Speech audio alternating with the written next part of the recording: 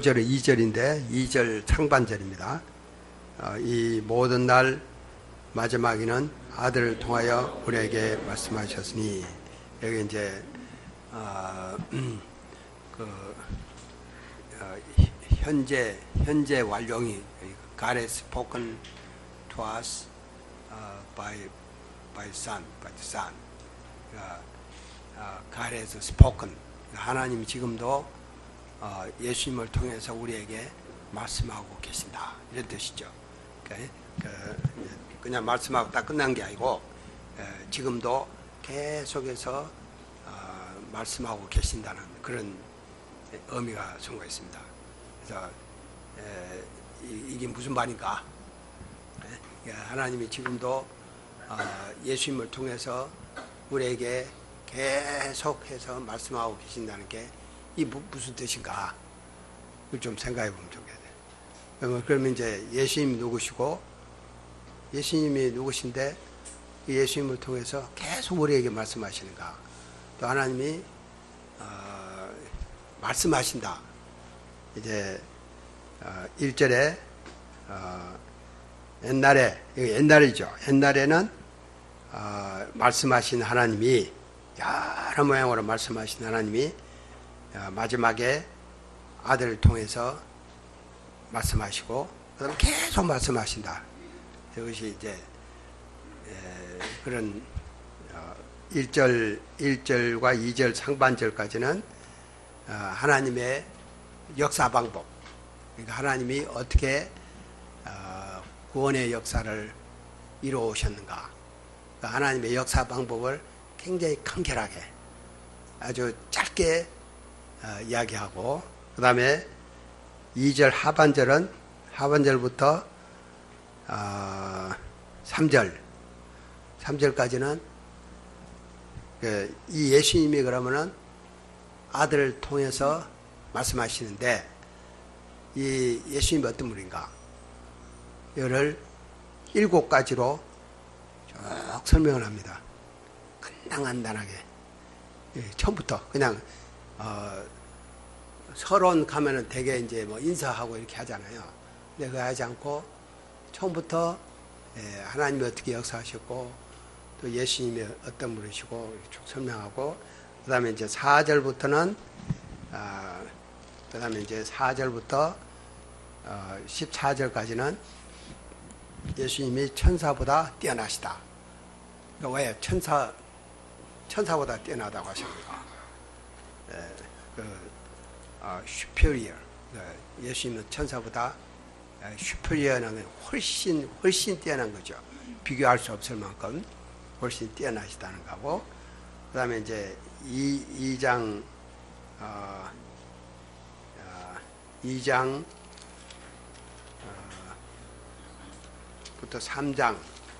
3장까지는 예수님이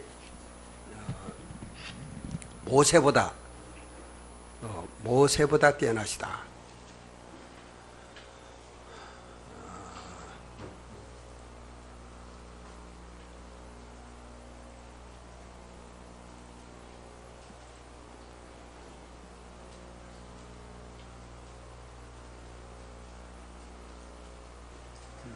예수님이 모세보다 뛰어나시다 하는 거고, 그 다음에 이제 4장 1절부터 10장 18절까지는 이제 거기가 그 핵심 부분입니다.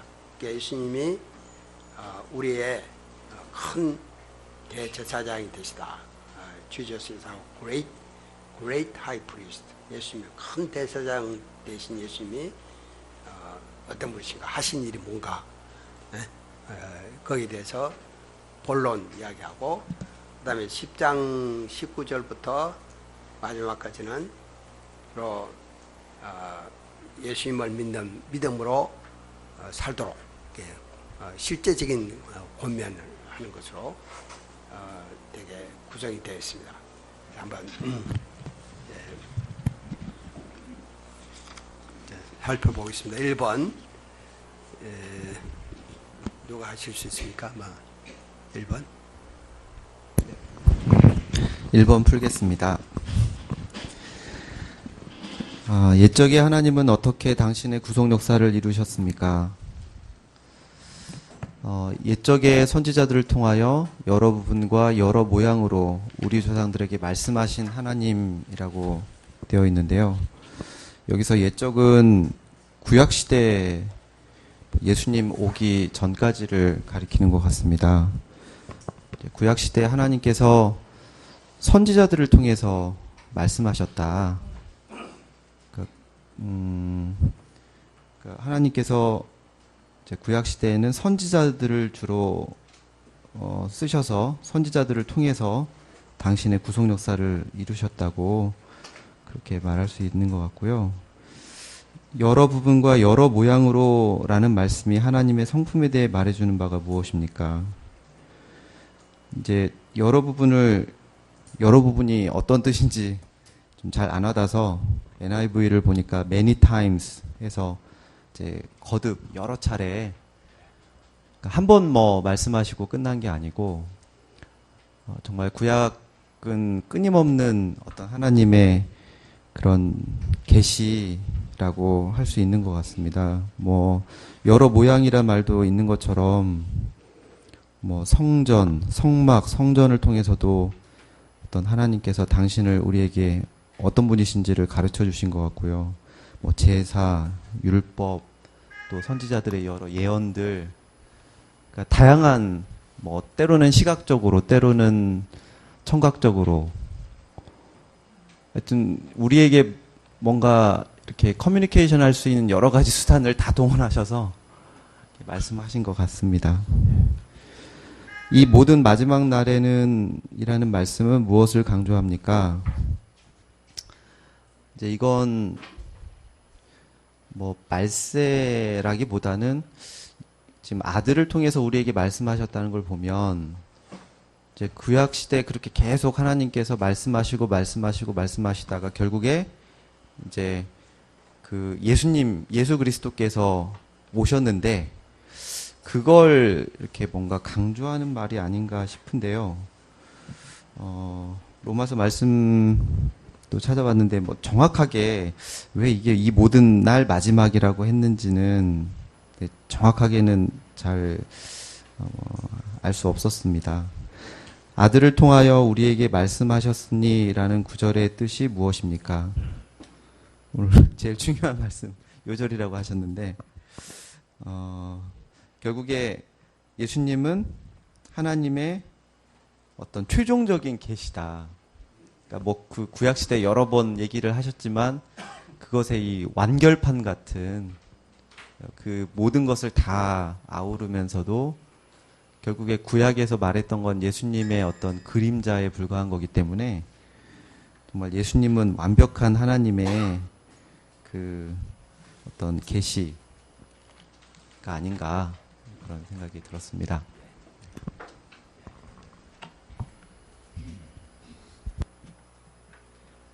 하나님이 이제 구속사를 이루시는 그 방법에 대해서 지금 이야기하고 있죠. 예.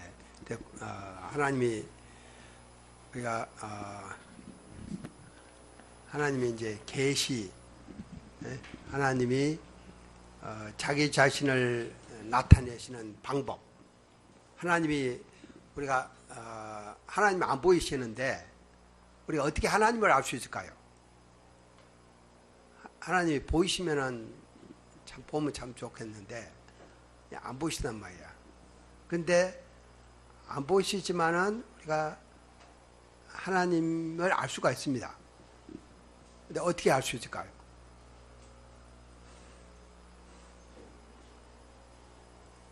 보통 우리가 이제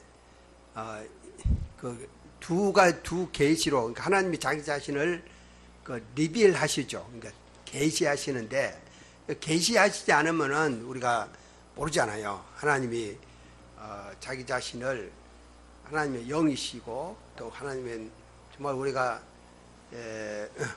어떤 상상할 수 없을 만큼 이래 신비스러워 크신 분이신데 이 하나님이 자기 자신을 계시하셔야 우리가 알 수 있는데 하나님이 어떤 방법으로 자기 자신을 계시하시죠? 처음에 자연계시. 그러니까 자연계시가 뭐가 있을까요? 그렇죠. 그렇죠. 천둥을 통해서 막 두렵잖아요. 또, 예? 막 산에, 막 고목나무도 보면은, 그것도 신처럼 보이고, 예, 산에 가면은 막 신비스러운 그런 자연을 통해서, 자연 만물, 이런 걸 통해서 우리가 하나님을 알 수 있죠. 그 어떤 신비스러운, 그래서 그것이 이제, 그 자체를 숭배하는, 그 신인 양 생각하고 숭배하는 게, 뭐죠? 범신론이잖아요. 범신론. 근데, 그러나 이제, 하나님, 우리가 분명하게 어떤, 화가와, 화가가 그린 그림하고는 구분되잖아요. 그래서, 그러나 화가가, 그린 그, 그림을 통해서 그 화가의 정신이 나타나 있죠. 그러나 정신을 더듬어서 화가의 모습을 이제 알 수 있는 것처럼 하나님이 만드신 자연 만물을 통해서 하나님이 어떤 분이신가 이제 더듬어 알게 되는 그것이 이제 하나님의 신성의 로마서 1장 18절에 보면은 하나님의 뭐라고 그랬죠? 하나님의 신성의 능력, 능력이 나타나 있다. 하나님의 영원하신 보이지 아니하는 그 영원하신 능력과 신성이 그가 만드신 만물에 분명히 보여 알게 되었나니. 그래서 하나님의 영원하신 능력과 신성이 자연 만물에 계시되어 있습니다. 그래서 그걸 우리가 자연계시라고 그러죠. 또 그것뿐만 아니고 우리 인간 속에 어떤 그 하나님을 찾는 마음이 있어요. 그 인간 하나님의 형상대로 지음을 받았기 때문에 하나님을 갈망하는. 그 하나님이 아니면은 어거스틴이 말한 대로 하나님이 아니면은 도저히 만족할 수 없는 아무리 좋은 것을 가져도 정말 하나님을 알고자 하는 그런 어떤 영혼을 사모하는 그런 속성이 있죠. 그리고 또 이성으로 동물과 달리 분별하고 판단하고 이렇게 하는 그런 이 인간 내면 속에 하나님의 어떤 모습이 또 계시되어 있습니다. 그래서 그걸 우리가 이제 섭리를 통해서 그 일반적으로 그 general revelation, 일반 계시라고 그러죠. 그러니까 자연 계시도 일반 계시 속에 속하죠. 그다음에 또 이제 하나님이 그렇게만 했더라면은 우리가 충분히 하나님을 알 수는 없어요. 이거는 좀 뭐라고 그러죠? 그 단편적입니다. 단편적이고 좀 뭔가 희미하게 하나님이 말 것 같기도 하고 모를 것 같기도 하고 이런 아주 단편 조각 그 어떤 발굴을 하면은 이제 프래그먼트 이렇게 나오잖아요. 프래그먼트 이런 게 나오잖아요. 그래서 그걸 끼워 맞춰가지고 하기도 무슨 모양인지 모르는 그런 이제 구원 하나님에 대해서 또 그 하나님의 속성에 대해서 또 하나님의 하시는 구원의 계획에 대해서 이게 충분하지가 않는 그래서 완전하지가 않는 그런데 하나님이 또 다른 모양으로 또 계시하셨어요. 어떻게 계시하셨어요? 말씀을 통해서 계시다. 그래서 여기서 말씀하셨다고 그랬어요. 그래서 이걸 무슨 계시라고 합니까? 특수 계시, 일반 계시, 특수 계시.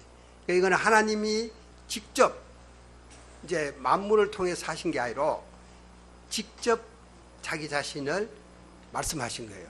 선지자들 통해서 여러 모양으로 선지자를 통해서 우리 구약에 보면은 꿈을 통해서 하시기도 하고 또 여호와의 사자를 통해서 하시기도 하고 여러 모양으로 이렇게 직접 계시하시죠. 근데 그 중에 이제 가장 우리가 성경이 잘 나타나는 게 뭡니까? 우리가 예를 들어서 창세기 3장 15절 이제 사탄 타락하자마자 사탄을 저주하시면서 뭐라고 하셨어요? 그것도 복음의 계시죠. 그래서 우리가 그것을 원시 복음이라고 합니다. 프리미티브 가스펠이라고 해요. 그 속에 그 복음의 계시가 원시적인 형태로 나타났어요. 그 다음에 또 가인과 아벨 그것도 좀 나타나 있고, 아벨의 피를, 아벨이 제사를 지낼 때 짐승의 피를 흘려서 그거 받으셨어요. 그러니까 아벨의 제물이 더 나은, 이것도 이제 하나의 예표가 될 수 있고, 또 노아 시대는 어떻습니까? 구원의 방주를 지으라고 했잖아요. 그죠? 그 다음에 이제 하나님의 거룩한 속성, 죄를 지으면 타협하지 않으시고 민주주의 취급을 하지 않으시고 온 세상이 다 타락해도 그냥 분명하게 하시는, 그러나 한 사람의 의로운 자도 그 노아와 노아 가족을 통해서 구원의 역사를 이루시나. 그래서 구원의 방주죠. 그 다음에 심판, 하나님의 구원과 심판에 대한 예표가 거기 나타나 있죠. 그 다음에 또 뭐가 있어요? 아브라함 때 와서 이제 그 메시아를 보내주시겠다 약속하시잖아요. 이제 약속, 그 카버넌트, 이제 성경에 보면 카버넌트라는 단어가 굉장히 많이 나옵니다. 이 카버넌트 프라미스, 이 카버넌트가 우리 모세 목사님이 카버넌트에 대해서 언약에 대해서 나중에 자세히 물어보세요. 모세 목사님 훨씬 더 잘 아신다. 네? 그 언약, 계약. 이거는 하나님이 언약을 하시고, 언약을 맺으시고, 스스로 그게 매이시는 거예요. 이게 굉장히 놀라운 그 진리가 담겨 있어요. 하나님이 크신 하나님인데, 매이시고, 백성들로 하여금 그 언약을 붙들고 살도록 그렇게 하시는, 언약하시면 절대 하나님을 변개하지 않으시고, 그래서 아브라함에게 언약의 말씀, 약속의 말씀을 주시고, 그 다음에 나중에 22장에 가면 뭐라고 그랬어요? 이게 맹세로 자기를 그 언약을 이렇게 인치셔요. 자기 자신. 그러니까 자기 이름을 걸고, 하나님 보통 이제 자기보다 높은 분이 없으시니까 하나님이 자기 이름으로 맹세로 확정하시는 그 언약을 내가 지키겠다. 그래서 이제 그 독생자를 보내시는 그런 어떤 약속이 창세기 12장부터 나와서 그 언약이 계속 이어지잖아요. 그게 신약에 와서 갈라디아서 와서 보면은 그게 내 후손으로 인하여 천한 만민이 복을 받으리라. 근데 그 내 후손이 누구예요? offspring. 갈라디아서 3장 짜리입니까? 제가 이제 요절 외웠는데 까먹었습니다. 갈라디아서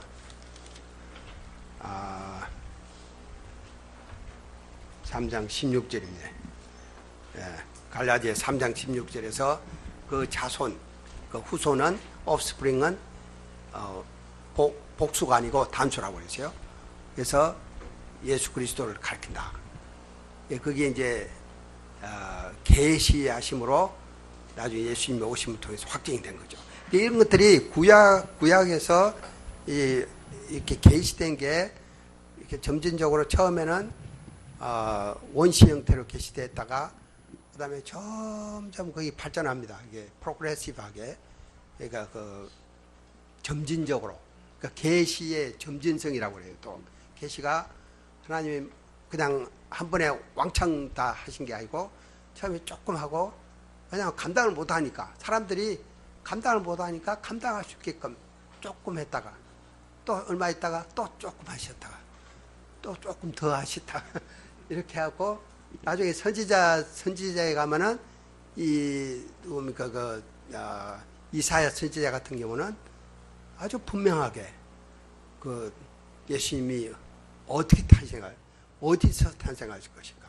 미가서에서는 베들레헴이라는, 또 성령을 통해, 이사야서는 성령을 통해 임마누엘, 그리고 어떤 왕으로 탄생하신가, 이사야서 9장, 또 나중에 어떤 메시아가 되실 것인가, 고난의 메시아에 대해서 53장 굉장히 자세하게 나와요. 이사야 53장 읽으면은 이건 바로 예수님하고 바로 연결이 되게끔 그렇게 생생하게 묘사가 되어 있잖아요.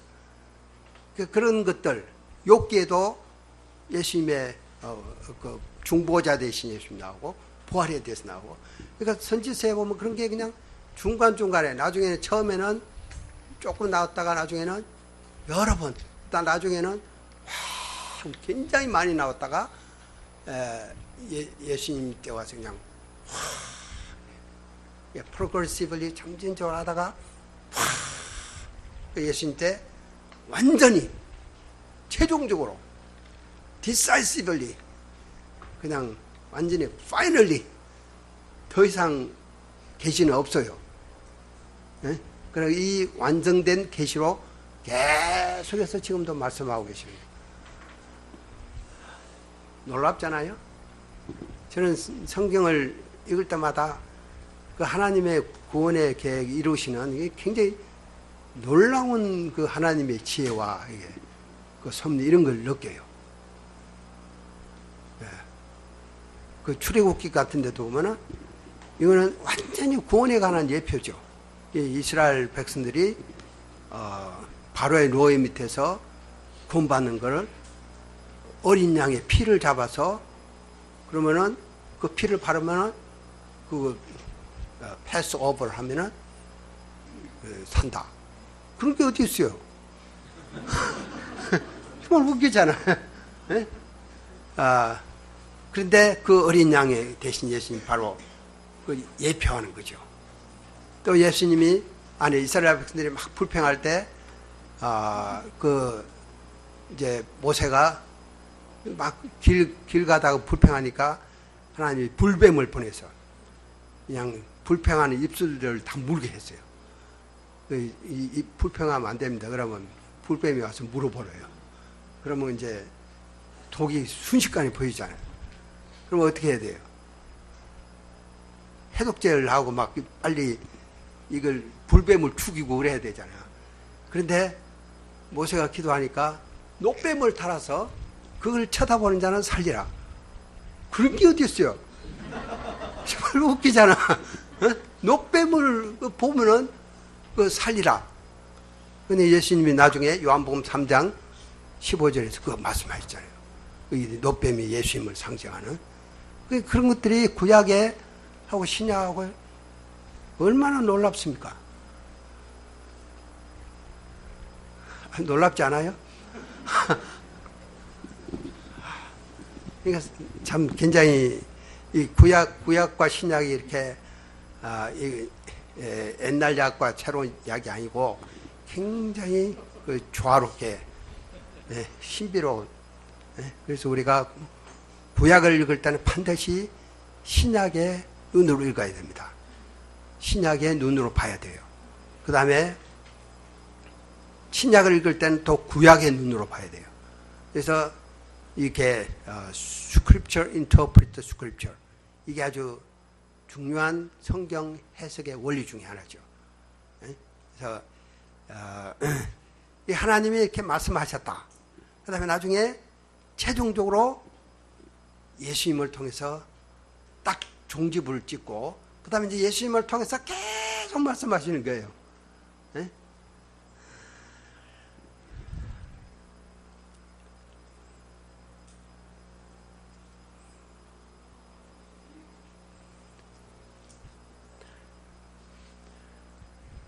하나님의 성품이 어떤 것 같아요? 하나님의 성품. 하나님이 어떤 분이신 것 같아요? 하나님은 말씀하시는 분이시다. 하나님은 말씀하시는 분이시다.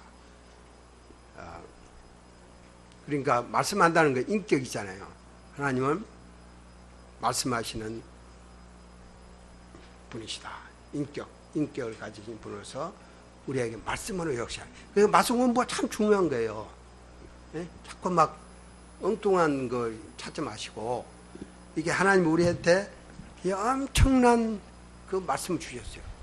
이 보배, 이게 그냥 책이 아닙니다. 이게 그 구해 막 out of date 이제 이 그런 책이 아니에요. 이거는 사람들이 몰라가지고 너무 무식해가지고 이걸 막 분석하고 그러는데, 이거 그런 책이 아닙니다. 이건 놀라운 하나님의 계시가 우리 인간을 구원하시는 하나님의 계시가 숨어 있는, 하나님 자기 자신을 나타내시는, 완벽하게 나타내시는 그런 여기 속에 숨어 있다는 거죠. 그래서 구원에 관한, 그것도 이제 구원에 관해서 성경 공부를 열심히 하시길 바랍니다. 이게 그냥 설렁설렁 하지 마시고 그냥 여기서 막 공부하고 책장에 이렇게 꽂아놓지만 마시고, 정말 문제의식을 가지고 열심히 공부하면 그 속에 놀라운 그 보화, 비밀을 발견할 수 있습니다. 그러면 우리의 삶이 굉장히 풍성해지고 아주 의미가 있고 열매가 있고, 왜냐하면 하나님을 만날 수 있고. 네. 자, 그러면은 이제 2번 해볼까? 2번. 예수님이 어떤 분이니까 예수님을 통해서 완전히 자기 자신을 계시하셨는데, 그러면은 예수님이 어떤 분인가 알아야 되잖아요. 2번 해보죠. 예. 2번 하겠습니다. 예수님은 하나님과 창조와 어떻게 연관되어 있습니까? 1번 문제와 같이 이제 그 연장선이 이어지는 부분에서 정말 예수님은 이제 어떤 분이신가가 이제 나오기 시작하는데요. 여기서 보면은 그 2절 그 하반절의 그 내용들을 참조를 해보면은 먼저 창조주로서 이렇게 나오십니다. 그래서 만유의 상속자이시고 또 예수님으로 말미암아 모든 세계가, 여기서 이제 영어로 보면 이제 유니버스로 되어 있는데, 이 유니버스가 이 뒤에 참조 말씀들을 이렇게 좀 고려를 해보면, 그러니까 골로새서 이런 말씀들을 참조를 해보면 이것은 눈에 보이는 세계뿐만 아니라 또 보이지 않는 것들, 즉 왕권, 주권, 통치자, 권세자 이런 걸 다 포함해서 만물이라고 표현한 것 같습니다. 그래서 이런 것에 대한 창조자가 되신다 이렇게 되어 있습니다. 그래서 예수님은 또 만물도 그런 말미암아 지은 바 되었고요. 또 지은 것이 하나도 그가 없이는 된 것이 없습니다. 그래서 예수님은 창조주시다 이렇게 표현하고 있습니다. 예수님은 어떻게 하나님 아버지를 나타내셨습니까? 보면은 아까 하나님께서 자신을 어떻게 나타내시는가 이런 부분들을 잠깐 말씀하셨는데, 여기 보면 영광의 광채, 본체의 형상 이런 두 가지 단어를 먼저 표현하고 있습니다. 여기 보면은 우리나라 말이 좀 더 어려운 것 같은데, 본체의 형상 그러면 이 본체의 형상이 무엇인가 이제 저도 잘 와닿지가 않는데, 영어를 잠깐 참조해 보면 representation으로 이렇게 되어 있습니다. 그 표현인데, 근데 그 앞에 보면은 이제 exact representation 그러니까 바로 그 형상이라는 그걸 본체 형상이라고 이렇게 표현한 것 같은데요. 본체 형상이라는 표현들을 이렇게 표현하는 것에서 보면 바로 하나님의 그 모습, 하나님의 그 형상, 여기서 말하는 형상 그 자체가 바로 예수님, 영광의 광채이신 예수님이다 하고, 요한복음을 14절 1장 14절 참조해 보면은 바로 독생자의 영광이고, 또 그 예수님 안에 있는 은혜와 진리가, 그 아버지의 은혜와 진리가 충만하시고, 또 여기에 또 참조 말씀 하나를 더 보면은 14장 9절을 참조해 보시면은 바로 예수님께서 우리 가운데 거하심으로 아버지의 영광을 볼 수 있는, 바로 그 충분히 우리가 알 수 있는 바로 그 정도로 나타내신 것을 볼 수 있다고 생각합니다. 이상입니다. 그 앞에 맨 처음에 뭐라고 그랬죠? 맨 처음에가 그 아들을 만유의 상속자로 세우셨습니다. 네, 그러니까 상속자죠, 상속자. 그 만유의 상속자다. 이게 무슨 뜻일까요? 만유의 상속자. 상속자라면 원래 다 받는 뭐 모든 것을 다 이렇게 수여받는 예, 그렇죠. 예 그런 의미인데 그 이상은 근데 잘 모르겠어요. 누가 다 받을 수 있어요? 아무나 다 받을 수 있어요? 예? 자격이 있어야 그러니까 어떤 자격이 있어야 돼요? 아들이 예? 아들만이 하죠. 예 그러니까 종은 안 돼. 종은 받을 수가 없어. 아무리 훌륭해도. 근데 아들만이 받아. 그 유업이 어떤 유업일까요? 우리가 이제 그런 유업에 대한 우리 개념이 없어갖고, 왜냐하면 뭐 별로 유업할 게 없으니까, 받을 게 없으니까. 예? 근데 만일 이제 그 뭐라고 그럴까 한 기업에 뭐 삼성과 같은 이제 기업에 유업을 준다. 그럼 삼성이 얼마나 될까요? 유업이 얼마나 될까?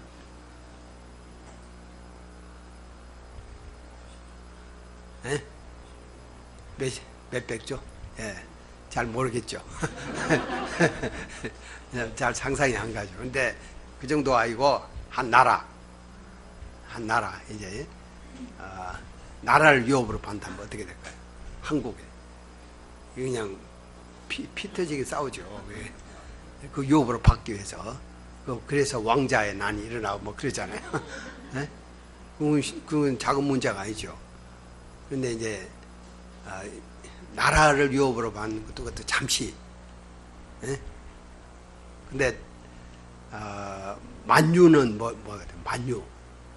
이 만유라는 거는 그냥 만유가 얼마나 큰지 상상이 가요? 그냥 우리는 만유하니까 그냥 만유모에다 이렇게 하는데 개념이 안 잡히죠 사실은. 이제 우리는 예, 이제 뭐 집을 한 채 유업으로 판다 그러면 조금 이제 좀 감이 잡히는데 저도 뭐 한 10억 예, 그까지는 개념이 돼요. 근데 막 좋아하면은 개념이 이제 벌써 넘어가 버립니다. 없어요. 네? 근데 만유의 상속자가 되시다. 이게 사실 엄청난 얘기죠. 네? 근데 예수님은 바로 만유의 상속자가 되신다.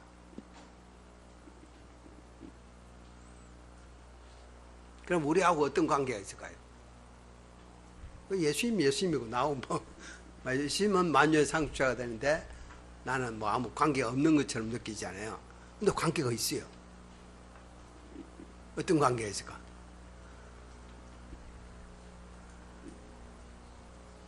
예? 아버지. 우리도 하나님 아버지라고 그러죠. 예? 그래서 한번 그 성경을 보죠. 내가 아무리 이야기해봤자 안 들으실 테니까 로마서 8장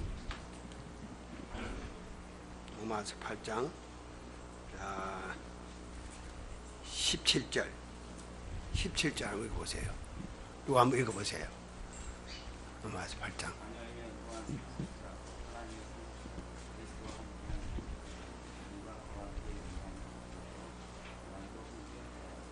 예, 그냥 이게 보통 말이에요. 상속자, 하나님의 상속자요. 그리스도와 함께한 상속자. 그러니까 그리스도가 만유의 상속자가 되시는데 우리도 코 상속자예요. 함께한 상속, 코에어. 그 이제 상상이 가요? 잘 안 가죠. 안 가는 게 당연합니다. 예. 이게 그렇게 엄청난 축복. 우리가 지금은 실감도 안 가고 그렇지만은 믿어야죠. 그냥 실감이 안 가지만 그냥 믿고 믿으면 절대 손해 안 봐요. 믿어 그냥. 예? 나는 코상속자다. 그러니까 만유를 하나님 나라를 유업으로 받을 상속자다. 예수님과 함께 유업을 받을 상속자다. 우리가 단지 믿음으로 참 결혼을 잘 해야죠. 예수님과 딱 결혼하면은 우리가 우리도 상속자가 돼. 그 다음에 이제 창조와 관련해서도 이야기해요. 그러니까 이제 상속자고, 그 다음에 두 번째는, 그러니까 공부를 할 때 그냥 슉 삼키면 안 돼요. 하나하나 씹어야 돼. 여기 특히는. 오늘 말씀 공부할 때 라면 먹듯이 후룩. 맛이 없잖아요. 그 잠깐만 하고 그냥. 근데 하나하나 씹어 먹으면 굉장히 맛이 있습니다. 그 다음에 뭐예요? 또 그로 말미암아 모든 세계를 지으셨느니라. 여기 또 무슨 뜻인가? 예수님은 어떤 분이신가? 창조주죠. 창조주. 창조주라는 게 우리 또 성경, 다른 성경인데 어디 나와요? 여기 보면은 요한복음 1장 3절 나오고, 또 골로새서 1장 15, 16절 나오고, 그 골로새서 한번 읽어보죠. 우리 요한복음 잘 아니까. 골로새서.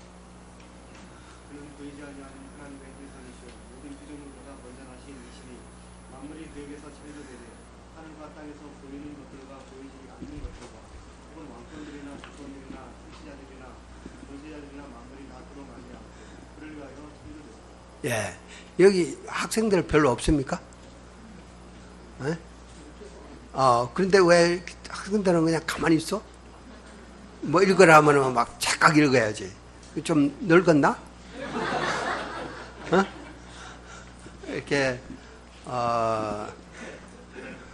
좀 늙었어요?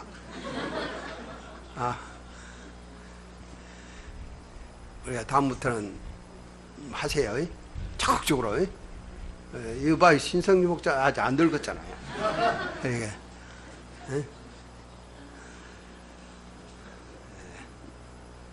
그러니까 골로새서 1장 이게 보면은 이게 만물만이 아니고 모든 천사 이게 다 창조주라는 예수님은 창조주시다.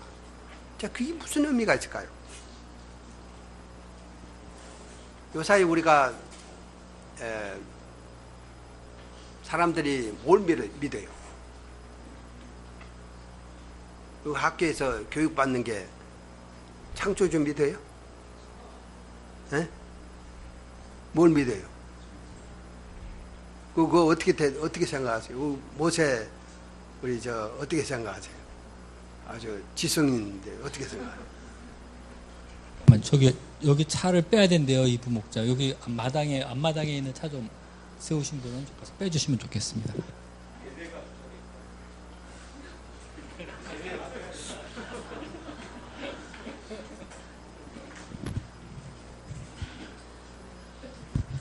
예, 어떻게 어떻게 보통 이게 이야기하세요, 분위기?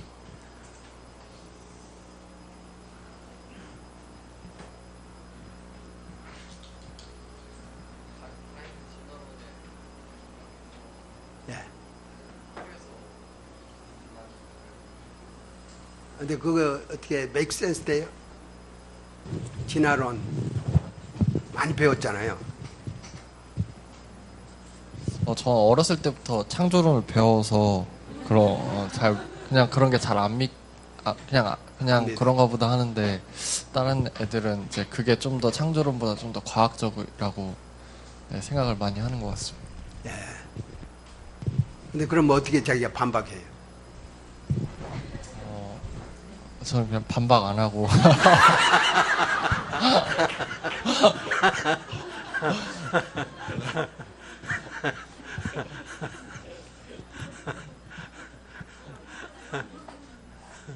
그러면은 진화론도 인정하는 거예요? 인정하는 건 아닌데, 그냥 어차피 이렇게 말이 안 통할 거라. 네. 말이 안 통하니까. 예. 사실은 근데 진화론을 어떻게 믿을 수 있을까? 나는 그 대단한 믿음인 것 같아. 그러지 않을까요? 어느 날 빅뱅이라고 그러더라고요. 팡 하는데 딱 뭐가 생겼어. 그리고 나중에 아메바가 생겨가지고 거기서 계속 진화해가지고 인간이 됐어. 자, 그걸 믿는다는 게 참 위대한 믿음. 그 어떻게 그걸 믿을 수 있을까? 어떻게 생각하세요? 그 진화론. 예? 스테반을 어떻게 생각하세요?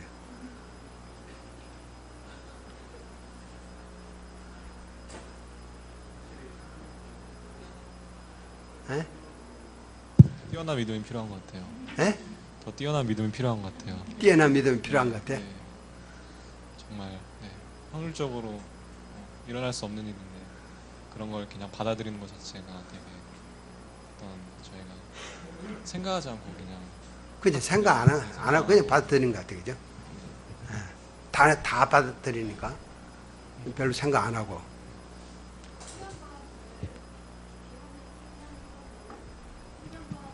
예. 예? 예. 종교라고 해요. 아, 이게 종교구나, 종교. 그걸 믿으니까 그냥 명목 그거 믿으니까 종교다, 종교. 그 이해가 되네. 그러니까 제가 옛날에 우리가 이제 창세기를 창세기가 사실은 굉장히 과학적이에요. 예를 들어서 그 벌써 발광체에 대해서 한 게 3천 몇 년 전에 써있었는데 발광체 이야기가 나오잖아요. 이건 옛날에는 발광체하고 그 빛하고 구분을 못했거든요. 에너지하고 오랫동안 못했잖아요. 근데 성경은 벌써 옛날부터 처음부터 그렇게 하고 있잖아요. 근데 굉장히 과학적인데 이걸 창세기 에 대해서 쭉 설명하는데도 그 다 인정을 해.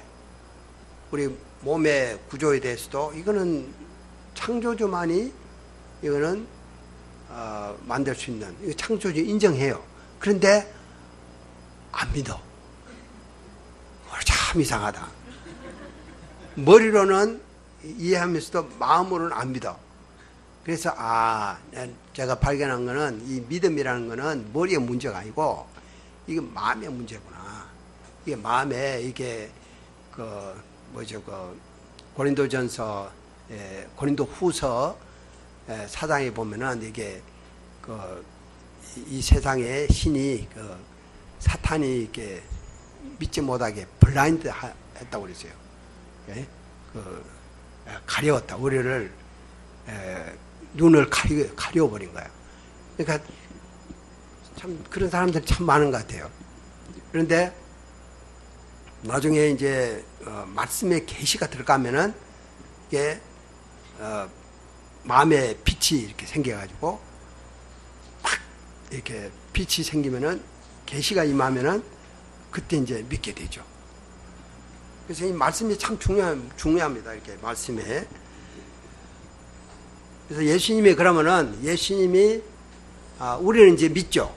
예수님이 모든 세계를 지으셨다. 그럼 그게 무슨 의미가 있을까요? 예수님이 세계를 지으셨다.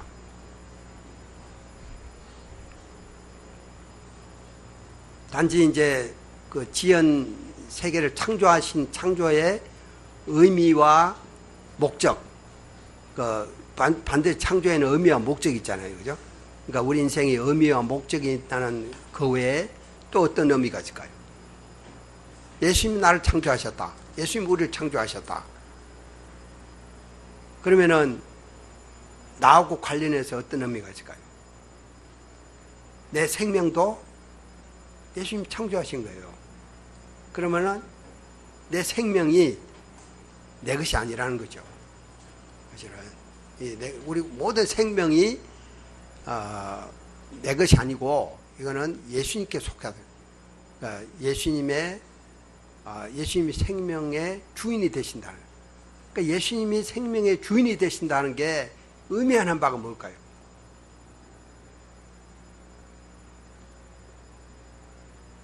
이건 내 마음대로 내가 뭐 생명 마음대로 할 수 없잖아요. 이번에 그 라트비아의 리가 그 김갈렙 선교사님 그렇게 건강하신 분인데 그냥 순식간에 이렇게 생명을 잃었잖아요. 그건 사실은 이제 자기가 뭐 그렇게 하고 싶어서 한 것도 아니잖아요. 네. 생명은 사실 하나님께 속한 거예요. 언제 우리가 이 생명이 하나님께부터 왔는데 또 하나님께로 가고 또 언제 갈지 몰라요. 네. 그러면은 항상 준비해야죠. 내 생명이 내게 아니다. 내 것이 아니다. 그럼 내 생명만 그렇습니까?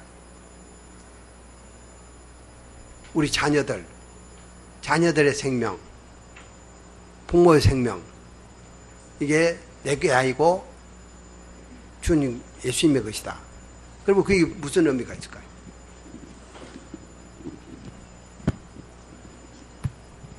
네? 주권. 그럼 주권이 어떤 의미가 있을까요? 내 자녀가 내게 아니고 예수님의 것이다 하면은 우리는 뭐예요? 우리는 청직이에요. 이 청직 사상이 그래서 중요하다는 것입니다. 내 몸도 내게 아니고 하나님께서 맡겨주신 청직이, 그 다음에 자녀도 물질도 모든 게 내게 아니에요. 주인은 창조주가 되신 예수님 것이고 우리는 청직이다. 그러니까 청직이는 잘 관리해서 그 주인에게 유익을 드려야 할 있죠. 우리 몸을 함부로 학대해서도 안 되고 함부로 써서도 안 되고 또 우리 자녀들 막 내 것이냐 막 욕심을 부려도 안 되고 또 방치해서도 안 되고 근데 지금 보면은 많은 그 부모들이 방치하잖아. 방치하고 브로큰 돼버리고 또 어떤 경우는 막 자기 자녀들을 통해서 자기 꿈을 이루고자 하는 자녀에 대해서 어태치가 돼갖고 자녀에 대해서 그냥 가장 중요한 그 우리가 믿음을 심고 이렇게 해야 되는데 그러지 않고 막 욕심을 부리고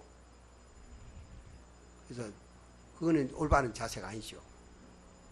그러니까 이 청지기 사상, 예수님이 창조주시다는 그 사상이 우리에게 주는요, 그게 엄청납니다. 이게 창조신앙이죠. 예수님이 창조주시고 우리는 청지기다. 우리의 생명이 하나님께로부터 와서 하나님께로 간다 하는 그런 그 사상, 그런 믿음, 그게 우리의 삶에 엄청난 영향을 끼친다는 거죠.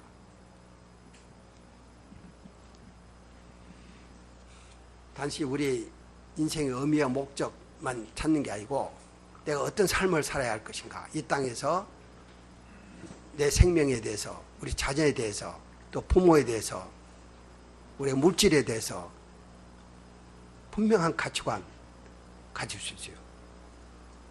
네?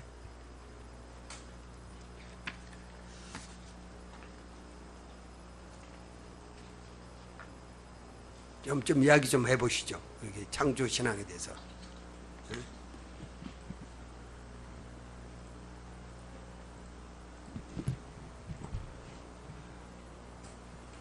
우리 조나단 목사님 어떻게 생각하십니까?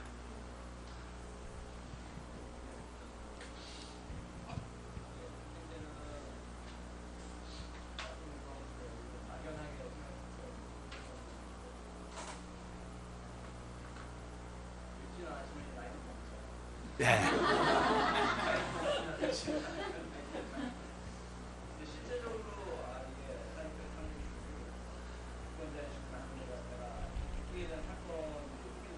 예.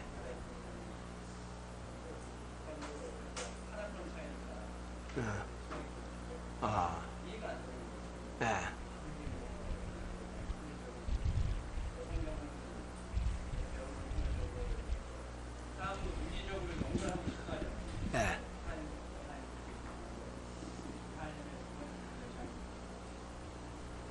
예.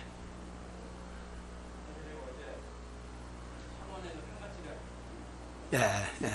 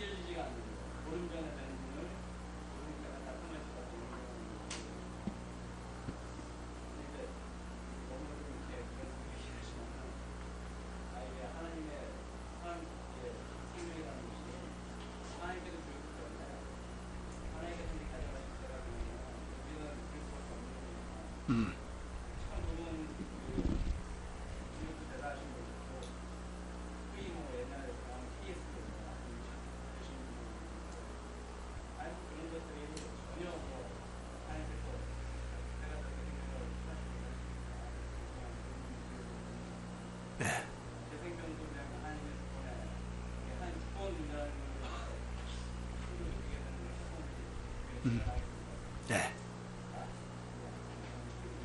네. 예. 그렇죠.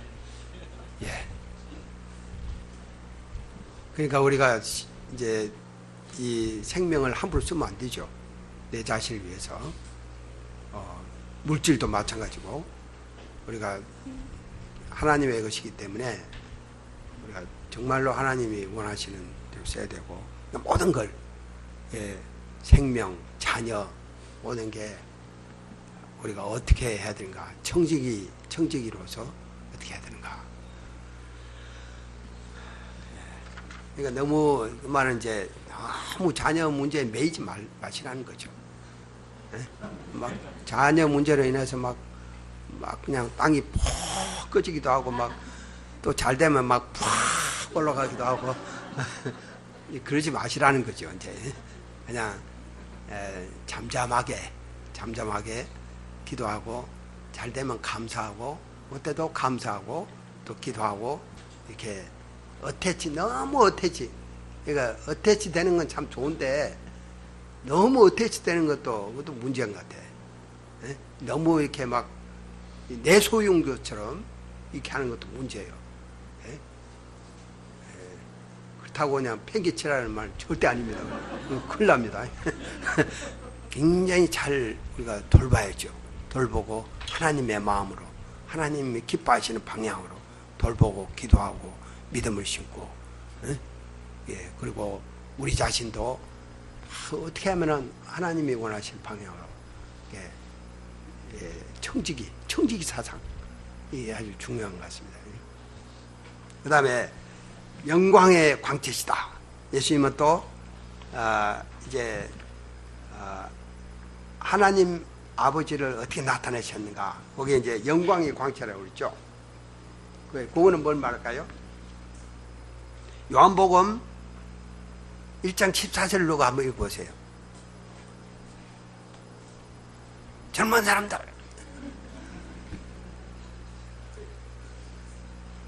이게 젊은 사람들이 죽었나?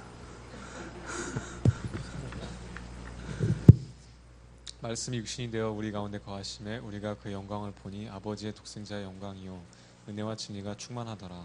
네. 자, 그 뭘 말할까요?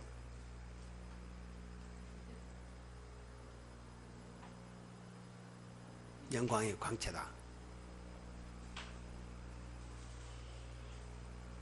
그러니까 우리가 사실은 영광의 광채니까 이건 빛이잖아요. 빛이. 그러니까 빛 대신 하나님은 빛 가운데 거하신다고 그랬거든. 그리고 이거 볼 수 없어요. 볼 수도 없고 또 보면 어떻게 될까요? 보면 죽어요. 죽는다고 그랬어요. 하나님을 보고 살 자가 없다고 그랬어요. 그런데 어떻게 우리가 하나님을 볼 수 있어요? 예수님을 통해서 볼 수 있는 거예요. 예수님이 어떻게 말씀하셨어요? 빛이다. 자기 빛이야.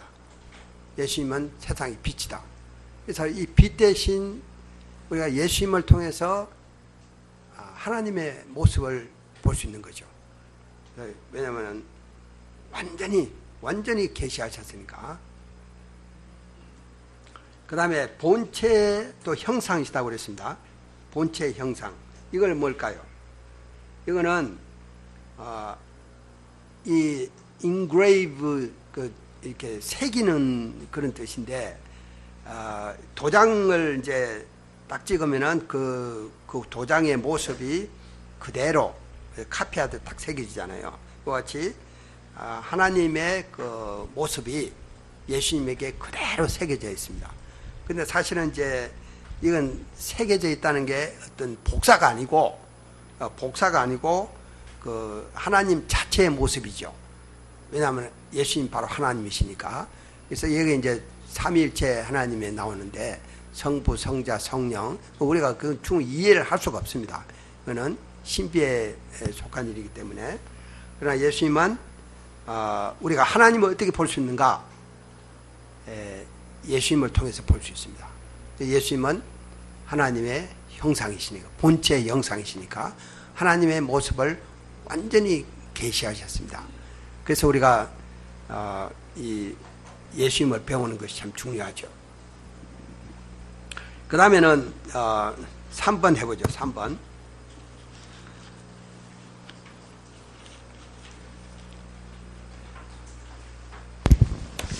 예수님은 무엇으로 만물을 붙드십니까?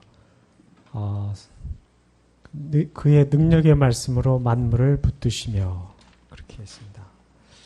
저자는 이 땅에서의 예수님의 사역들 중에서 무엇을 강조합니까? 죄를 정결하게 하는 일을 하신다. 그래서 요한복음 1장 29절에 보면 세상 죄를 지고 가는 하나님의 어린 양이로다. 또 요한일서 1장 9절에 보면 우리 죄를 자백하면 또 우리를 모든 불의에서 깨끗하게 하신다. 이렇게 되어 있습니다. 예수님은 하나님과 관련하여 어디에 계시며 어떤 권세를 가지고 있고 무엇을 하고 계십니까? 에베소서 1장 20절에서 22절을 보면은 하늘에서 자기의 오른편에 앉히사, 하나님 보좌 우편에 앉으셔서 또 모든 만물을 그의 발 아래 복종하게 하시는 하나님의 은혜를 주셔서 그 만물을 복종하게 하시는 그 만유를 하나님의 주권 가운데 회복시키시고 또 하나님의 통치와 다스림 안에 회복하고자 하시는 것입니다. 또 빌립보서 2장 9절 11절에서도 모든 이름 위에 뛰어난 이름을 주셨다. 또 모든 무릎을 예수의 이름에 꿇게 하셨다. 모든 입으로 예수 그리스도를 주라 하게 하셨다. 그래서 예수님이 머리가 되셔서 다 무릎 꿇게 하시고 또 통치하시고 다스리시는 그런 부분이 나와 있습니다. 지금 이제 여기서는 만물을 붙드시며 그 능력의 말씀으로 만물을 붙드시며, 그러니까 그거는 예수님은 만물을 유지하시는 서스테이너, 그러니까 유지하시고 섭리하시는 분이시라는 거죠. 그러니까 만물을 이제 창조하신 다음에 그 다음에 그냥 내버려 두시는 게 아니고 그 창조하신 만물을 계속 능력의 말씀으로 유지를 해 나가십니다. 그래서 어떻게 유지해 나가실까요? 보통 이제 어떻게 유지해 나가실까? 이제 물리학자들이 중력이라는 말을 많이 쓰잖아요. 그래비티. 중력이 없으면 어떻게 될까요? 여기 물리학 하신 분 없습니까? 네? 네, 이거 옛날 하신 분이라 좀 새로 하신 분 없어요? 물리에 대해서. 그래요? 한번 좀 이야기해 보세요. 물리의 그 중력에 대해서. 중력이 왜 중요한가?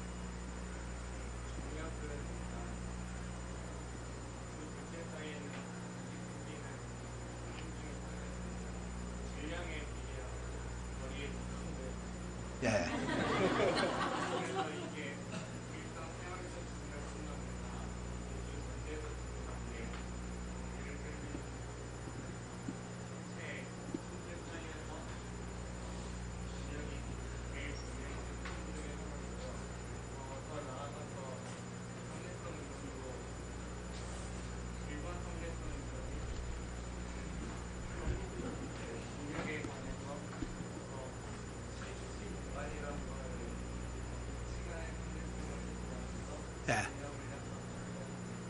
예.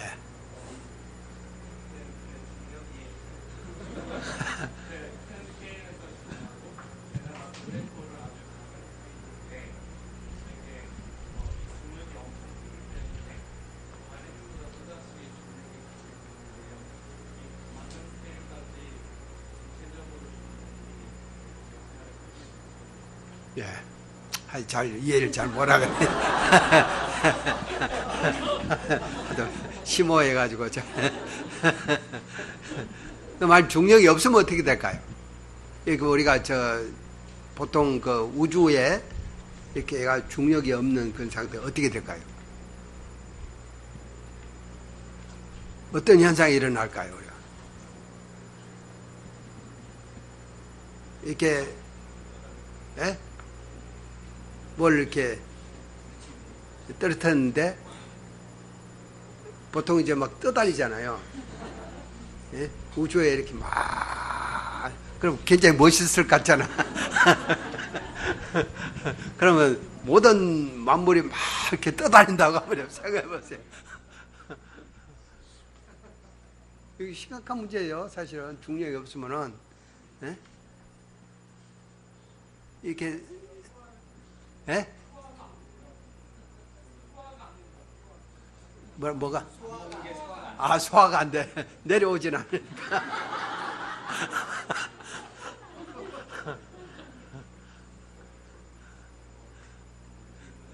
예? 여기 굉장히 중력이 없으면은 진짜 엄청난 혼란, 예? 이게 세상이 케이오스 상태가 되어버리죠. 근데 이 세상이 하나님, 지구망은, 다른 데도 중력이 있습니까? 아니, 지구 외에. 중력이 우주에. 근데 왜, 이렇게 우주 비행할 때, 그때 이렇게 막 떠다니는 이런 게 나올까?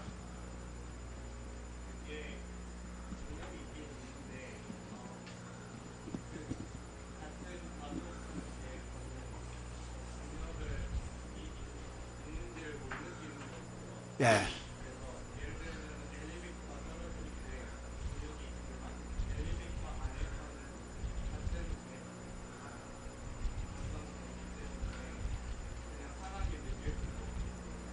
그래요. 그럼 우주에도 중력이 있다는 거죠. 예. 그거 없다고 봐요. 행성 간에나. 그러면 이제 저쪽이 달나라 가가지고 이렇게 거기도 이렇게 중력이 있는 거예요?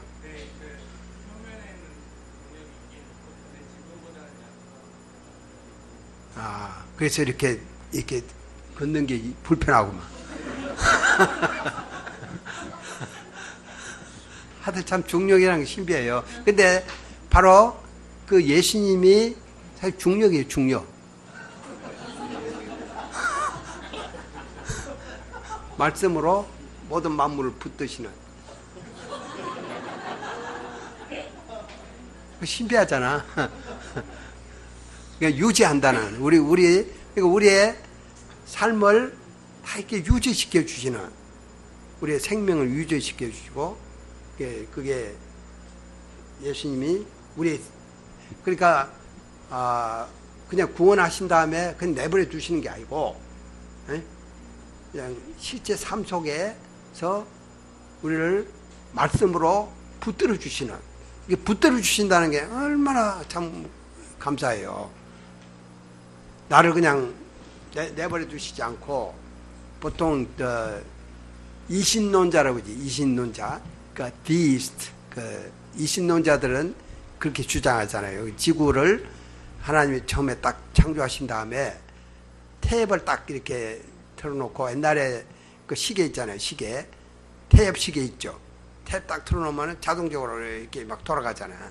그래서 하나님이 한번 지구에 탭을 딱 트신 다음에 그냥 알아서 해라 하고 이제 그냥 관여 안 하신다는, 전혀 인볼브 안 하시는 그런 걸로, 하나님은 그런 분이시다 그렇게 했는데, 그게 아니고 하나님은 이 창조하신 만물을 붙드시는, 하염없이 관여하시고 인볼브 하시고 우리 삶에 개입하시는, 그러니까 우리의 일상적인 삶 조그만 것도 예수님께서 그 능력의 말씀으로 우리를 붙들어 주시는, 얼마나 은혜가 됩니까? 그 다음에 또 이제 다음에 문제가 죄를 정결케 하시는 분이에요. 이게 이제 이 땅에 오셔서 하신 가장 중요한 일 중에 하나죠. 그 예수님이 왜 십자가에 못 박혀 죽으십니까? 이 죄 문제를 이 죄 문제는 이제 사실은 가장 심각한 문제죠. 그러니까 죄는 단지 어떤 나타나는 어떤 현상이 아니고 비헤이비가 아니고 그러니까 디스포지션 우리의 그 성향입니다. 그것은 근본적으로 하나님과의 관계성에서 이렇게 하나님을 반역하는 거기서부터 관계성이 이렇게 파괴된 것이죠. 그러니까 하나님과의 관계성이 파괴되니까 자인이 이제 선이신 하나님인데 선으로부터 멀어지니까 악이 되어버리는 거예요.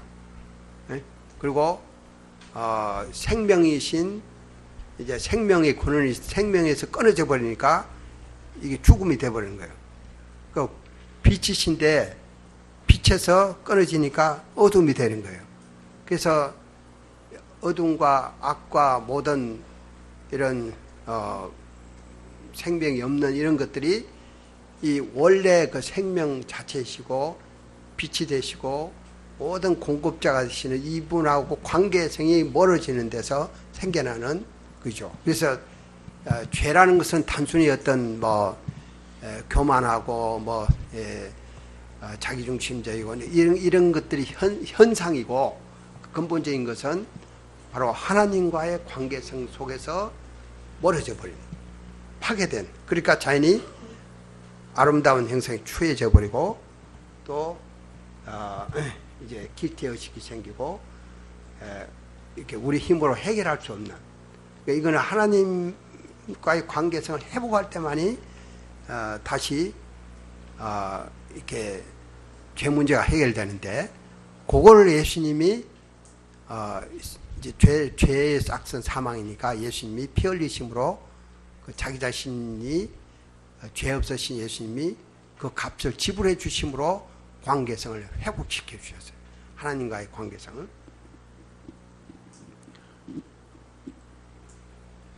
그 다음에 이제 그걸 끝난 게 아니고 십자가 죽으시고 그 다음에 이제 부활하신 다음에 그 죽음을 이기시고 부활하신 다음에 하나님 보좌 우편에 앉으시고 그 다음 지금도 우리를 위해서 간구하시는 통치자 만유의 통치자가 되시는 그래서 지금도 살아계셔서 어제나 오늘이나 영원토록 동일하시다.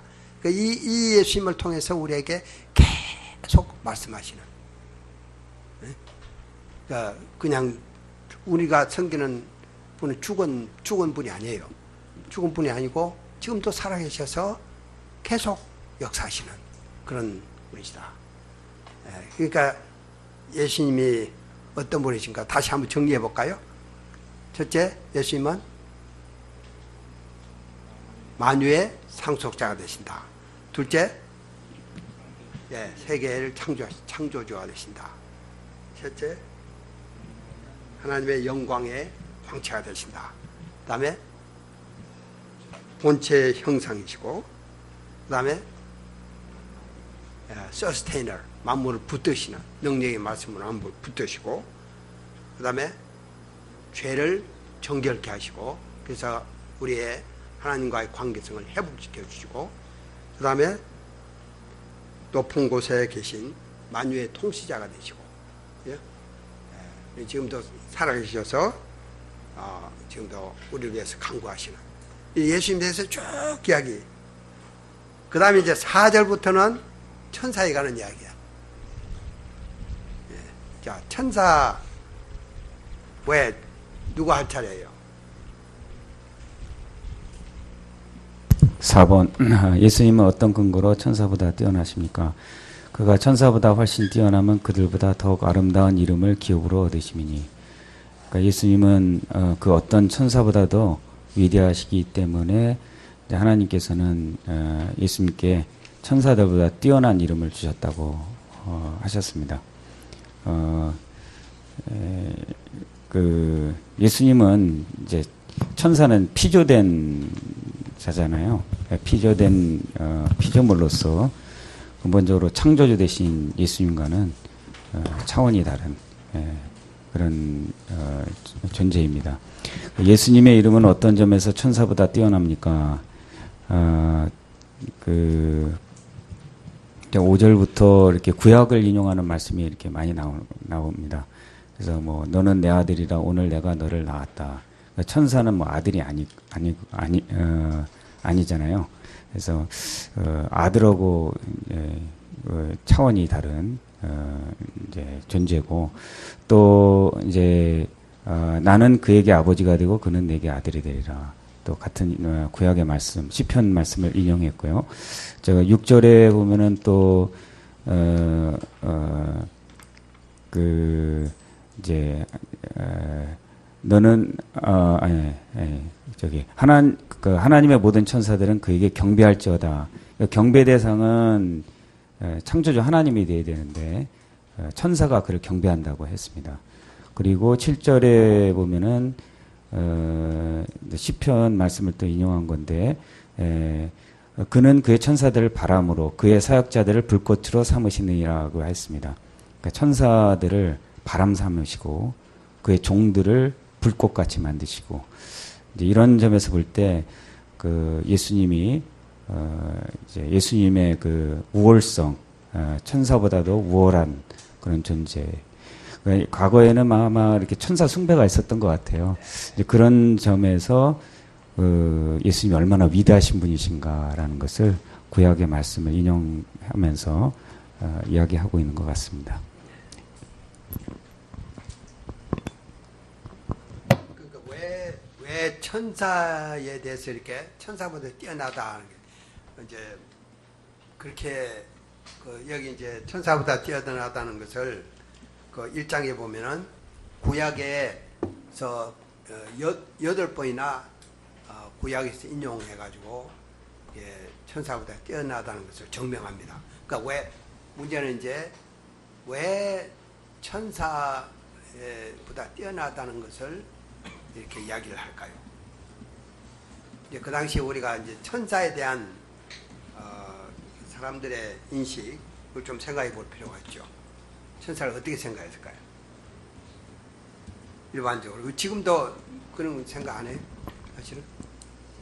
네, 요즘이 아니라 뭐 항상 이제 하나님의 사자가 이렇게 나타나면 그것을 그대로 믿잖아요. 그래서 꿈속에 뭐 천사가 나타났다 그러면은 그거를 이렇게 소중하게 간직하고 또 그런 어떤 기적의 체험을 이제 귀중하게 여기는데 그것을 하나님 말씀보다도 귀중하게 여기는 그런 사태가 많은 것 같아요. 그렇죠. 그런 것도 있죠. 또 천사에 대해서 되게 천사는 이제 영적인 그 불사의 존재로 인식이 됐죠. 그래서 천사는 또 모든 선지자들보다 우월하다. 모든 피조물의 어뜸이다. 그 이제 그래서 천사가 이제 중간 역할을 많이 하니까 유대 랍비들은 그 천사에 대해서 계속 이야기를 많이 그 천사 그 엔지알러지 이제 천사학을 발전을 많이 시켰어요. 그래서 천사에 대해서 끊임없이 그럼 사람들이 굉장히 관심이 많잖아요. 그 관심이 막 정폭이 돼가지고 나중에는 모든 풀잎 끝에 천사가 있다. 이렇게 생각할 정도로. 그다음에 이제 모든 그 인간에게 수호 천사가 있다. 수호 천사에 대해서도 이야기하고 또 하나님과 인간 사이는 우리가 너무 하나님은 멀게 느껴지니까 이제 중재자 천사는 하나님 우리가 가까이 하나님께 나아갈 수 있는 중재자다. 그래서 뭐 미가엘이라든지 성경에 보면은 뭐 가브리엘 또 미가엘 또 누구죠 그 라파엘 뭐 이런 천사들이 나오잖아요. 그럼 그런 천사들을 숭배를 했습니다. 그런 천사들은 숭배의 대상으로 생각하고 이렇게 천사를 아주 이렇게 막 이런 우리 인간과 다른 이런 엄청난 존재로 이렇게 생각했는데, 그러니까 자연이 그렇게 하다 보니까 예수님을 천사 중에 하나로 생각한다든지, 예수님 뭐 천사보다 또 못할 수도 있고 이렇게 할 수 있잖아요. 예수님은 이제 인간으로서 생각하고 더 격화시키는 그런 있을 수 있고, 또 중보자로서의 예수님이 이제 유일한 중보자로서의 그 중보, 우리 죄를 위해서 죽으신 그것도, 구속 사역도 그것도 완전히 nullified, 예수님의 중보자 사역도 무효화시킬 수도 있고, 이렇게 되면 이거 심각한 문제죠. 오늘날도 보면은 영성해가지고 영적인 존재, 영적인 거는 무조건 다 믿는, 뭔가 신비한. 근데 생각해 볼 것은 사탄도 광명의 천사로 과장한다고 그랬어요. 그러니까 분별력 없이 막 천사 영성 막 이렇게 하다가 이제 역길로 빠져버리는 그런 이상한 이제 그냥 미혹을 당하는 거죠. 그러니까 영이라고 다 믿지 말라고 그랬어요. 요한일서에도 보면은 미혹의 영이 있다고 그랬어. 그러니까 영성해갖고 무조건 열광하면 안 됩니다. 사람들 영성이라면 크레이지 해가지고 막 나가는데, 그건 분별해야 돼요. 미혹의 영이 있어요. 그러니까 예수님의 말씀, 그거 엄청난 보화가 있는데 왜 자꾸 엉뚱한 거를 이렇게 붙들고 그러다가 이제 역길로 나가죠. 그래서 천사가 어떤 존재인가 바로 아는 것도 중요하다는 거죠. 예수님이 어떤 분이신가. 그러니까 예수님은 여기 이제 몇 가지 이야기를 하는데, 신분면에서 하나님의 아들로서 천사보다 아름다운 기업을 얻으셨다. 그러니까 이 예수님은 신분면에서 뛰어나시다는 거예요. 그러니까 천사가 아무리 영적으로 뛰어난 존재지만 하나님을 섬기기 위한 피조물에 불과하고, 그래서 그걸 이제 이 시편 말씀, 또 사무엘하 7장 14절 말씀 인용해가지고 증거합니다. 그래서 예수님이 어떤 분인가? 예수님은 피조물이 아니고 하나님이시다. 그 신분면에서 완전히 다르죠. 근데 이제 낳았다고 그랬잖아요. 내가 너를 낳노라. 오늘 내가 너를 낳았다. 이 말이 무슨 뜻일까요? 낳았다는 거하고 창조됐다는 거하고는 굉장히 다릅니다. 그래서 우리가 니케아 신조에 보면은 낳았다는 것은 이제 성부의 본질로부터 태어나신 독생자시다. 그래서 하나님에게서 나온 하나님, 빛에서 나온 빛, 참된 하나님에게서 나온 참된 하나님, 출생하셨으나 창조되지 않으시며 성부와 동일 본질이시고, 이렇게 전혀 다른 made, 비같은, 낳았다는 거하고 만들었다는 거하고 완전히 다르다는 것을 예수님은 하나님이시다. 그 다음에 이제 또 7절 보면은 예수님은 영원한 왕권을 가지셨기 때문에 또 천사하고는 다르다고 했습니다. 천사들은 사역자에 불과하고, 그러나 이제 예수님은 통치자가 되시고, 예? 그리고 그 통치는 이제 영원한 통치, 그 공평과 정의를 다스리시 영원한 통치지. 그래서 이제 천사가 마리아에게 예수님의 수태를 예고할 때도 그 이분이 어떤 분이 될 것인가, 왕노릇 하실 것이다 이렇게 하고, 그러니까 통치, 영원한 통치자가 되시는 예수님에 대해서 그 점에서 완전히 다르다는 거죠. 그 다음에 이제 10절부터 12절은 성품, 5번 이제 한번 해보죠.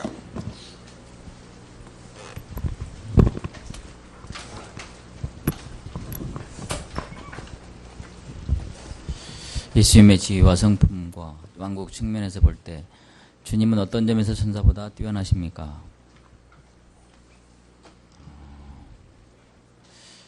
8절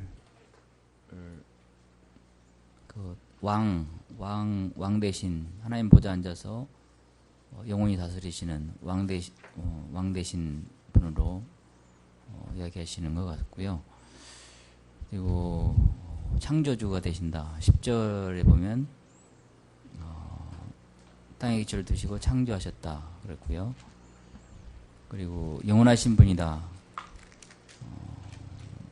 11절부터 보면 영원히 변하지 않으시고 또 영원하신 분이다.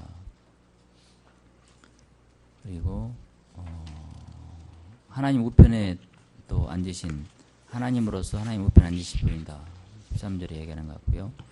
천사들은 이제 섬기는 존재고, 그러니까 천사들이 뭐 예수님과 동급 정도가 아니고 인간과도 동급도 아니고 인간 밑에 있는 존재다. 상당히 천사들을 이렇게 무시한 것 같은데요. 근데 이제 예, 당시에 천사를 이제 하나님처럼 떠받들었는데 인간 발밑으로 지금 내려놨습니다. 그래서 상당히 기분이 좋은 것 같고요. 그러니까 올바른 위치를 지금 찾아주는 것 같아요. 그러니까 지금 죄 때문에 거꾸로 돼가지고 모든 게 그래서 상당히 제 발밑에 있다는 게 기분이 좋습니다. 네. 지금도 저를 섬기고 있는 것 같습니다. 네.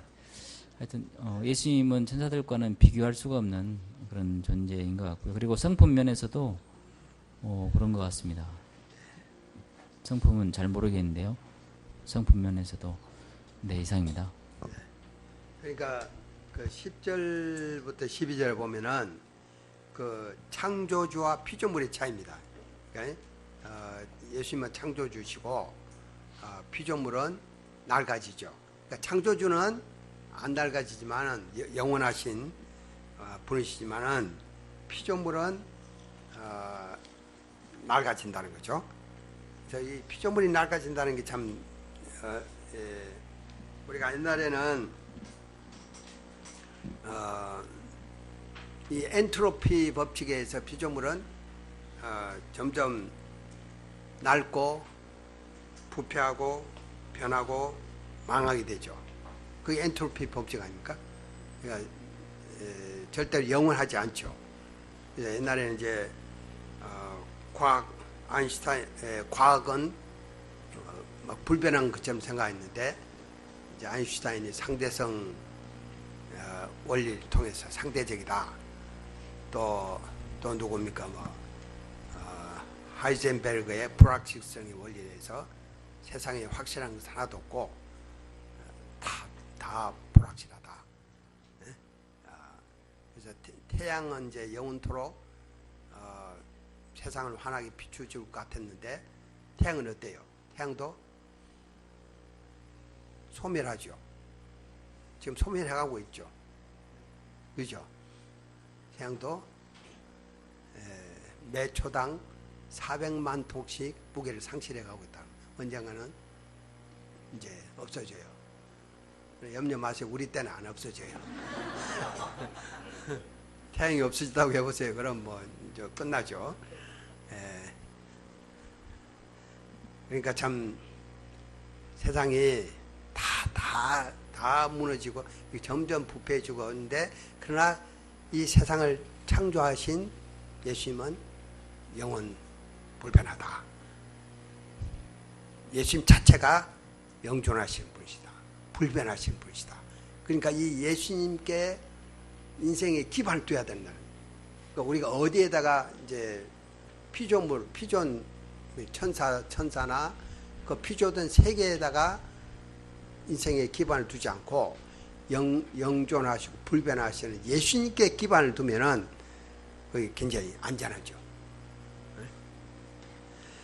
그 다음에 이제 마지막에 13절에서는 예수님은 만유의 통치자가 되시는, 절대 주권자가 되시는, 그걸로 이제 결론을 맺죠. 그래서 13절 내 원수로 내 발등상이 되게 할까지 너는 내 우편에 앉아서라. 말이 계속해서 나옵니다. 그래서 예수님은 구속을 끝내시고 또 하나님 보좌 우편에 나중에 앉으시고 그 다음에 세상을 다스리시는 주권자가 되신다.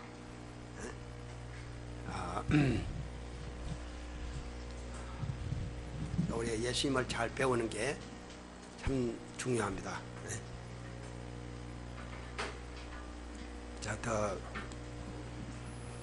우리 하신 말씀 있으세요?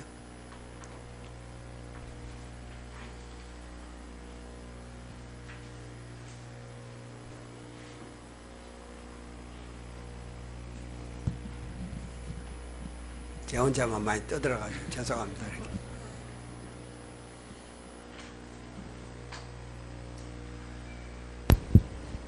그리고 생각난 게요. 13절에 보니까 원수라는 개념이 나오는데요. 예수님이 그 심판자의 개념도 이야기되는 게 아닌가. 천사들은 그러니까 아까 광명의 천사도 결국은 심판의 대상이다. 그런 부분도 있지 않는가. 천사라고 해서 다 똑같은 게 아니고 멸망받을 천사도 있고 그런 것 같습니다. 그렇죠. 그러니까 영이라고 무조건 믿지 마세요. 예수님을 붙들면 가장 확실해.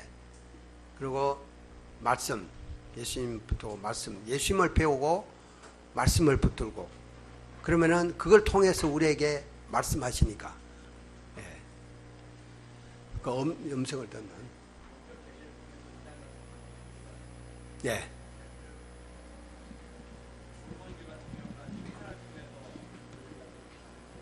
예. 예.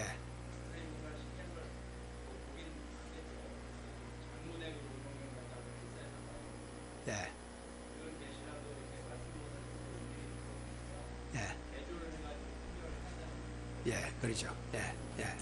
그래서 이제 분별력이 필요한 거죠. 그 예수님은 모든 것에서 뛰어나시. 나중에 이제 모세보다 뛰어나요. 그 이스라엘 백성들은 모세를 그냥 모세하면 꾹꾹했잖아요. 예, 모세라는 이름 보통 이름이 아닙니다. 예? 우리 지금 김모세 이거 보통 이름이 아닙니다. 예? 그냥 주어진 거라고 생각하지 마세요. 예? 근데 이렇게 이제 근데 그 모세보다 뛰어난 예수님 모든 면에서 그러니까 예수님은 본질적으로나 모든 면에서 뛰어나. 지금도 모세는 죽었지만 예수님 살아계시잖아요. 살아계셔서 지금도 우리에게 말씀하시는 굉장히 그 음성을 들으면은 우리가 살아나는. 네? 5절 있잖아요. 예. 5절 여기서 말씀드린 의미가 네. 명확하지가 않죠. 네. 하나님께서 어느 때 천사종 누구에게 너는 내 안에 있어. 오늘 내가 너를 낳았다 하셨습니다. 근데 하지 않으셨다는 거죠. 그렇지. 그렇게 하셨느냐? 그 말이에요. 그렇지 안 했다는 거죠. 누구 중에서 한 게 아니고 천사 중 누구에게 그렇게 했느냐? 안 했다는 거예요. 예, 그렇죠. 그렇죠. 예. 그 좀 오해하기 쉽네요. 우리 말이. 근데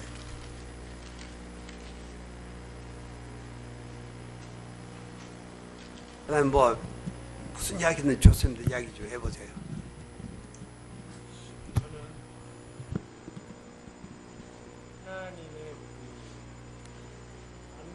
섭리하시는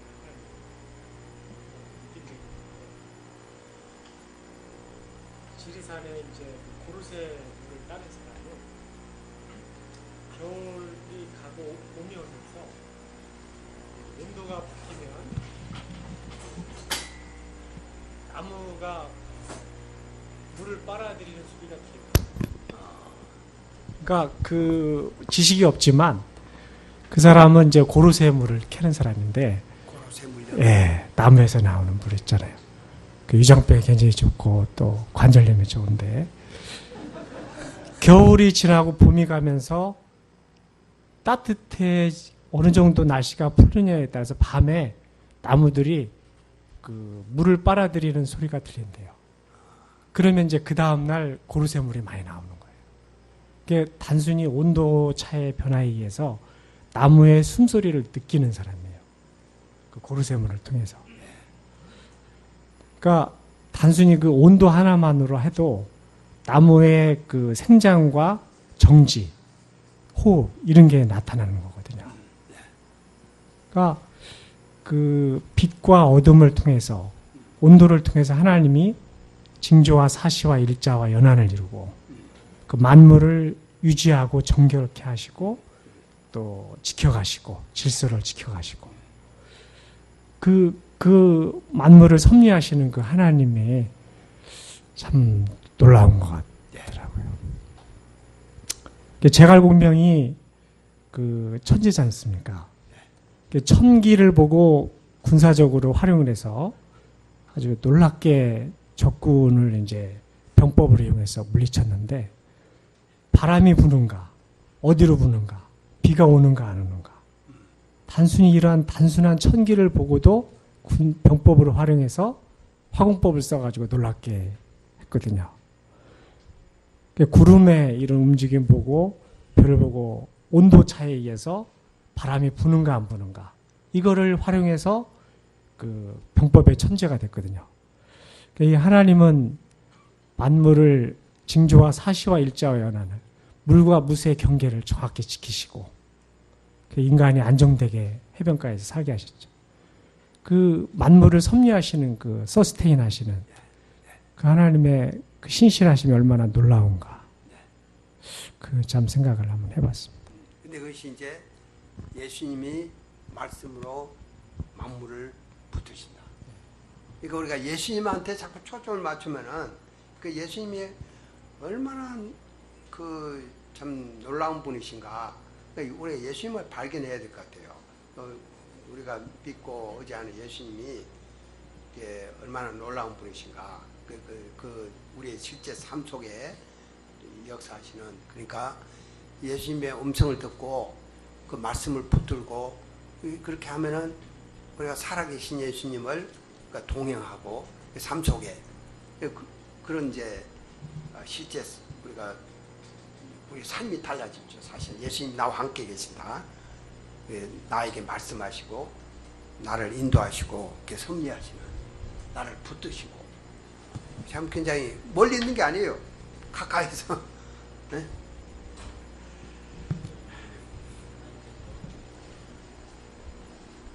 예, 하세요.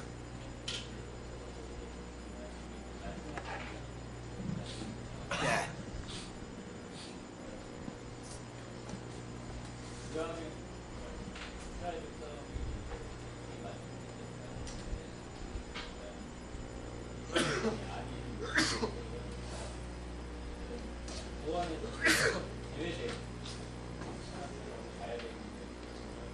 네.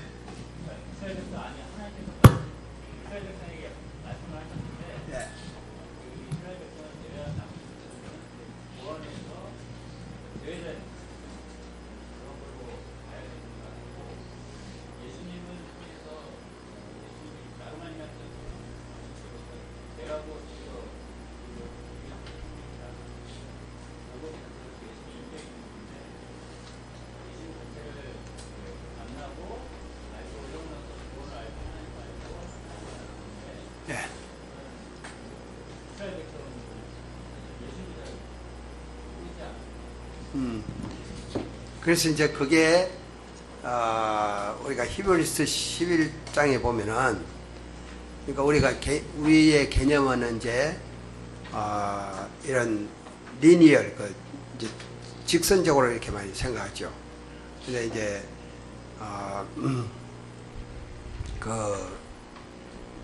그리스도와 시간이라는 것은 누구죠?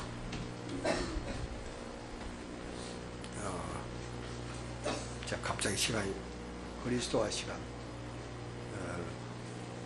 유명한 신학자인데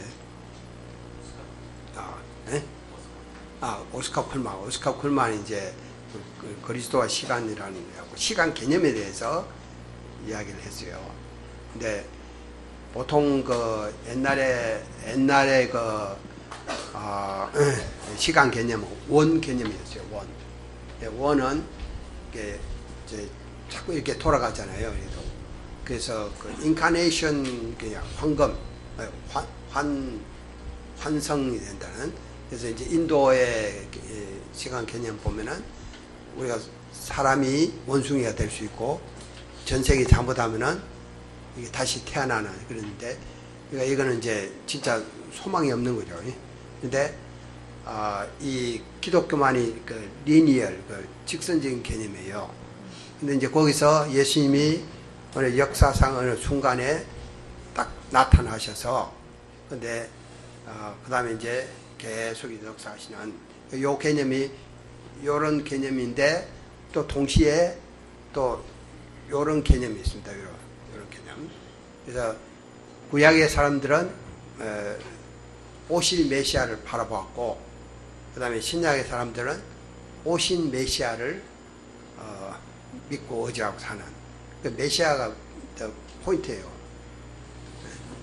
직선 개념인데 동시에 예수님이 하나의 포컬 포인트 오브 더 히스토리 역사의 하나의 초점이 되시는 그리고 이제 그 예수님이 계속 오늘 어제나 오늘나 영원토록 동일하시냐 그 이제 개념을 보면 좀 다르죠.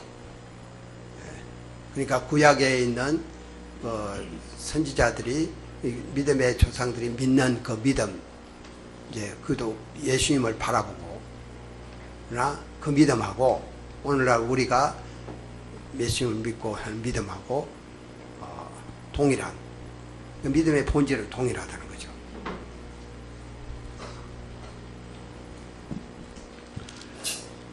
그러면은 우리가 하여튼 예수님을 우리가 발견하는 게 그리고 예수님의 음성을 듣고 예수님의 말씀을 붙들고 하는 게 얼마나 중요한가. 2장 1장 2절 한번 같이 읽어보겠습니다. 1장 2절 자 시작. 이 모든 날